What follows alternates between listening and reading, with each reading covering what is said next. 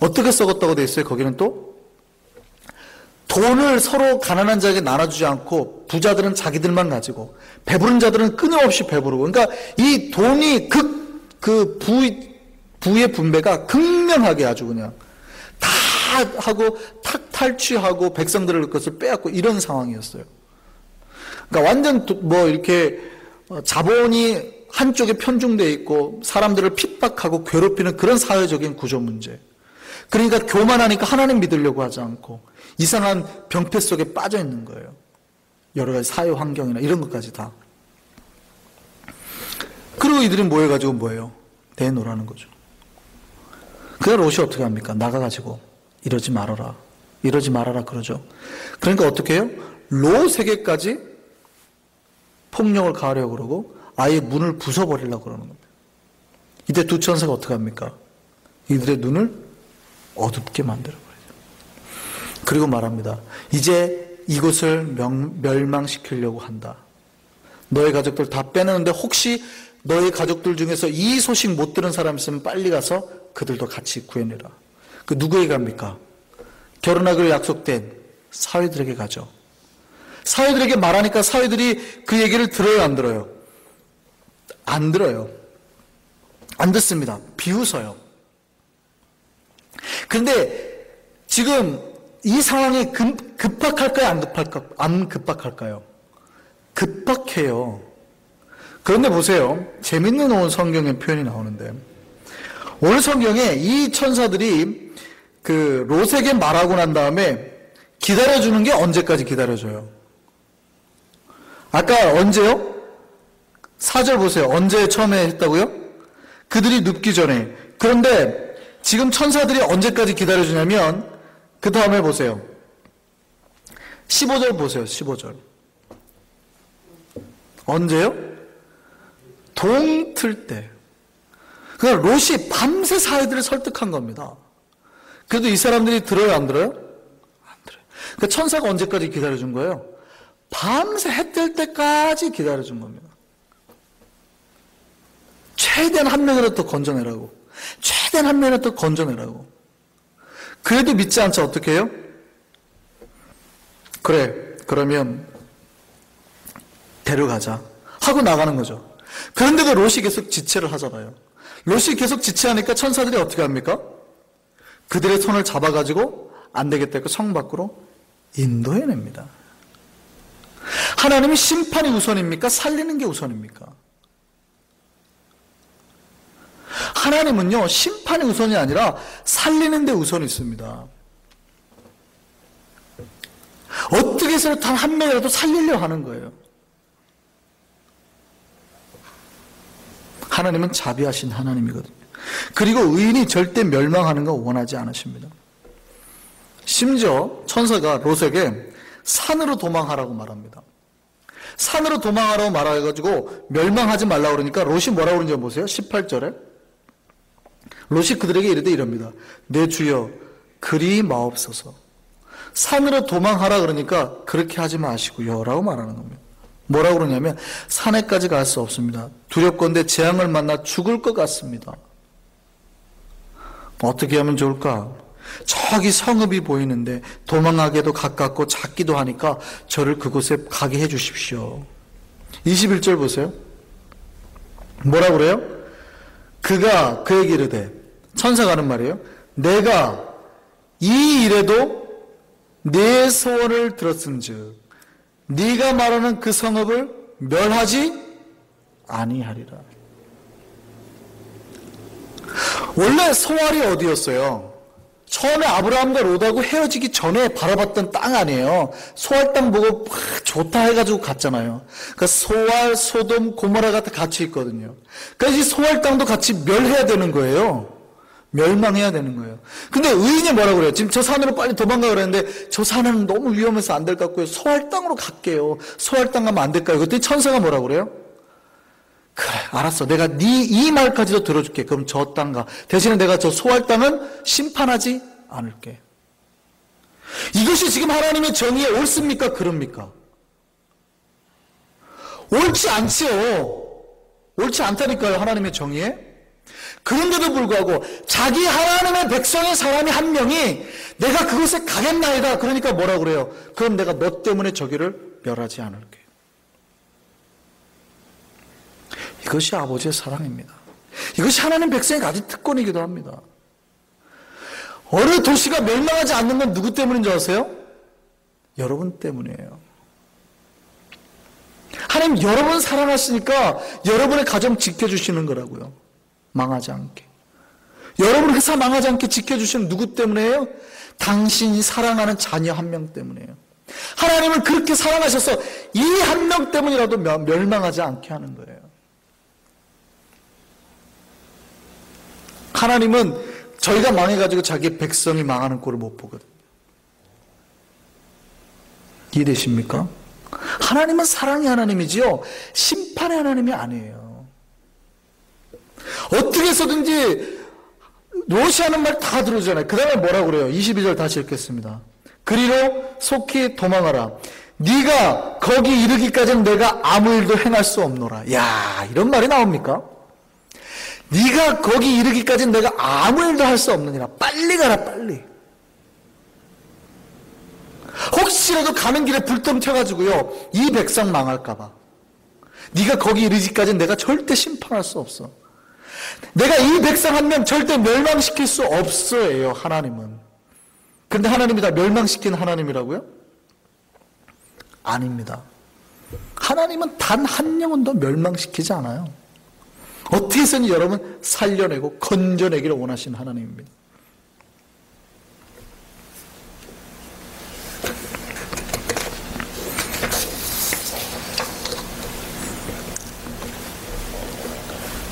하나님은요, 회복의 하나님이십니다. 하나님께서 여러분의 삶에 그 회복의 하나님으로 가득가득 매일 채워지고 그 하나님을 만나는 인생 사시기를 바랍니다.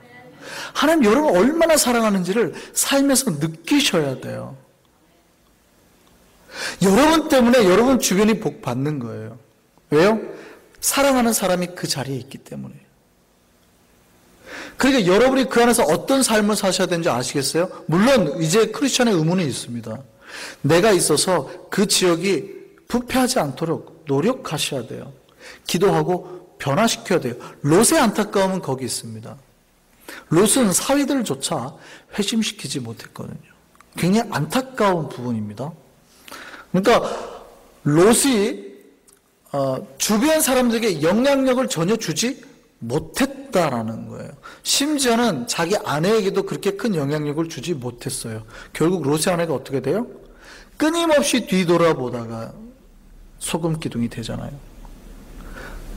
자꾸 세상을 돌아보게 되는 겁니다. 그러니까 롯이 그렇게 큰 영향력을 미치지 못한 사람이에요. 뭘 그다 죄인이라고 말하긴 그렇지만. 근데 하나님이 어떻게 해요? 그 백성 한 명 때문에 전체를 멸망을 못 시킨다니까요. 전 죄가 썩어서 멸망시키려면 어떻게 해요? 이 하나님의 의인을 빼내는 겁니다. 여러분이 하나님의 그런 사랑의 대상임을 기억하시기 바랍니다. 남색과 죄악의 극에 달하는 이 죄악의 대명사 소돔과 고모라가 그 다음에 멸망합니다. 근데 멸망으로 끝났나요? 하나님은요, 심지어 거기를 다시 회복하십니다. 그 지역이 어떤 주변이에요? 사해거든요, 사해. 사해가 어떤 데예요?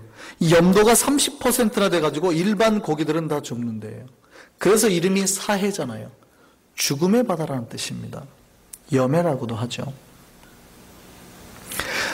거기는 죽음의 땅이에요. 생물이 살 수 없는 데예요. 그래서 거기가 완전히 다 멸망과 저주의 이름 덩어리가 됐거든요.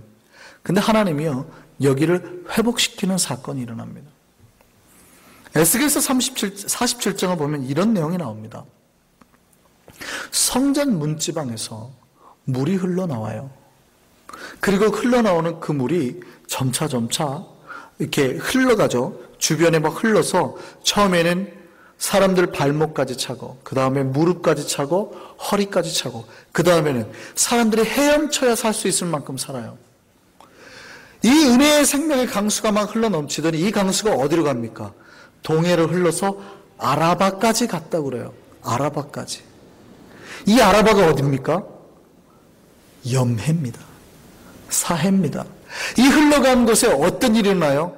죽은 물고기들이 살아나고 생명수가 살아나고 그 물이 흘러가는 곳마다 주변에서 나무가 자라고 식물이 자라고 거기에서 열매가 맺혀지는 역사가 일어난다잖아요. 이때가 언제예요? 은혜의 때랍니다. 죽어버린 저 땅까지 하나님께서 이제 언젠가 성령의 역사, 은혜의 생수가 특별히 예수 그리스도의 나라가 이 땅에 임하는 그때 생명이 살아나는 역사가 임하게 된다는 겁니다. 모든 예수 안에서 모든 죽음의 땅과 죄악의 땅에서 회복될 날이 올 거라는 예언입니다. 여러분, 때로는 여러분 있는 것이 죽음의 땅 같잖아요. 하나님, 내가 속해 있는 이 땅이 죽음의 땅 같습니다. 그럴 때 있잖아요. 정말 나 말고는 아무런 소망이 없습니다. 나조차도 이 죽음의 환경 때문에 죽어갈 것 같습니다. 그런데 회복할 때가 옵니다. 언제요? 여러분이 성전으로부터 은혜의 생수의 샘물을 마실 때, 예수님의 말씀으로 표현하면 여러분이 성전이 되어서 여러분 안에 은혜의 생수가 여러분 안에서부터 나올 때 흘러넘치는 역사가 여러분 안에서부터 흘러넘쳐서 주변 모든 사람에게 흘러가게 할 때, 비록 죽어가는 저 땅이라도요, 부패하는 소돔 같은 땅이라도요, 살아나게 된다는 겁니다. 어떤 게요? 이제 여러분 안에서 적극적인 생명을 살리는 역사가 일어나게 된다는 거예요. 그때가 언제입니까? 그때가 십자가에 달린 예수 그리스도를 만났을 때라는 겁니다. 여러분 예수 만나셨습니까? 그럼 이제 롯이 비록 롯은 영향력을 못 미치고 살았잖아요. 그러나 예수 안에 있는 은혜의 생수를 맛본 우리는 이제 어떻게 살 수 있어요? 다른 누군가를, 죽어가는 저 땅에 있는 사람들을 살리는 생수의 강을 흘리는 그 역사로 살아가게 된다라는 겁니다. 그 은혜의 역사 살 수 있는 저와 여러분 되기를 바랍니다. 문제는 우리 안에서 은혜의 생수가 터졌냐는 거예요. 여러분이 지금 성전이 되어서 여러분 성전 문집 안에서 생수가 흘러나오고 있냐라는 얘기입니다. 이걸 놓고 기도하시기 바랍니다. 생수가 흘러나오면요, 여러분이 아무것도 안 해도 돼요. 그것이 흘러가는 곳마다 뭐가 살아나요? 물고기가 살아나고 죽음의 땅이 생명의 땅으로 바뀌고 거기서 나무가 자라고 열매가 맺혀지게 되는 겁니다. 이제 우리가 세상을 변화시키는 인생으로 살기를 바랍니다. 죽어가는 그 땅 가운데 가서 예수의 생명의 능력으로 살려낼 수 있는 우리가 되기를 바랍니다. 왜냐하면 하나님은 회복의 하나님이시거든요. 이 회복의 하나님의 역사, 하나님께서 비록 소돔과 고모라를 멸망했지만 여기를 살릴 거라는 예언을 주시잖아요. 에스겔 47장에. 그걸 언제 이루신 거예요? 십자가에서 완벽하게 이루신 겁니다. 우리를 통해서 그 영적인 메시지를 주시는 거예요. 죽어가는 저 사해 땅에까지 가서 그들을 살리는 사람으로 살으라는, 생명에 흐르는 강수로 살으라는 겁니다. 그래서 그 은혜의 생수가 흐르는 곳마다 어떤 죄인이라도 그 안에 발을 담그게 되면요, 그 안에 발을 담갔다가 나오면 죽었던 영혼이 살아나는 역사가 일어날 줄 믿습니다. 이게 뭐예요? 여러분이 예수 앞에서 은혜의 생수를 가지고 나아가서 그들에게 은혜의 생명수로 가득 채우면 그들이 그 속에 들어갔다 나오는 자마다 다 새로운 사람이 되고 죄인에서 의인으로 거듭나게 되고 하나님의 사람은, 살아있는 사람은 생의 사람이 되게 하는 것. 이게 뭡니까? 세례받게 하는 거 아닙니까? 영적으로? 그들을 회개시키는 거 아닙니까? 이것이 예수를 믿는 사람이 닿는 곳마다 일어나게 하겠다는 하나님의 역사입니다. 하나님이 그러니까 소돔과 고모라를 비록 심판하신 것 같지만 회복의 말씀을 주세요. 그 회복의 때가 예수 그리스도시고 그 예수 그리스도를 맞이하는 자마다 모두 회복의 역사를 이제 일으키는 주의 백성들이 될 거라는 얘기입니다. 우리 모두가 하나님의 그 회복의 역사를 일으키는 주의 증인으로 살기를 바랍니다. 하나님의 사랑은 영원하십니다. 비록 심판하시는 하나님인 것 같지만 그 안에서 역사하시는 하나님의 은혜는요, 회복의 하나님이요 사랑의 하나님입니다. 반드시 다시 살리시는 하나님이라는 겁니다. 그 하나님이 우리 안에서 그 살리는 역사 가운데 생명의 강수를 우리 속에서 일으킬 줄 믿습니다. 그래서 우리도 살고 우리뿐만이 아니라 주변에 죽어가는 모든 다른 영혼도 살리게 하실 줄 믿습니다. 다른 영혼을 살리는 은혜의 생수에 그 시작되는 샘물로, 분수로, 그 옹달샘으로, 샘터로 살 수 있는 저와 여러분 되기를 바랍니다. 하나님께서 날마다 우리 속에서 그런 생수를 흘려보내게 하실 줄 믿습니다. 기도하겠습니다.